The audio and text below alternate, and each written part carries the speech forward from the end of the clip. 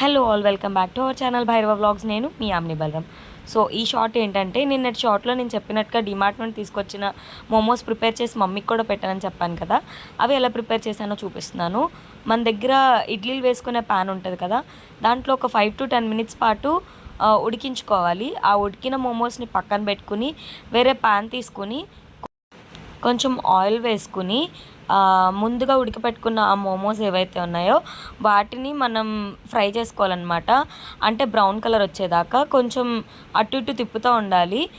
Non stick pan అయితే better అనమాట. నాది నాన్ స్టిక్ కాదు, అందుకని కొంచెం అట్లా విరిగినట్టు అయిపోయినాయి అనమాట. So non stick pan is better అనమాట. అంతా అయిపోయిన తర్వాత వాళ్ళు మనకి ప్యాకెట్లోనే సాస్ ఇచ్చేస్తారు. దాన్ని ప్లేట్లో అరేంజ్ చేసుకుని ఇట్లా సెట్ చేసేసాను. టేస్ట్ విషయానికి వస్తే చాలా అంటే చాలా బాగున్నాయి అనమాట. సో అంతే ఈ వీడియో. Love you all.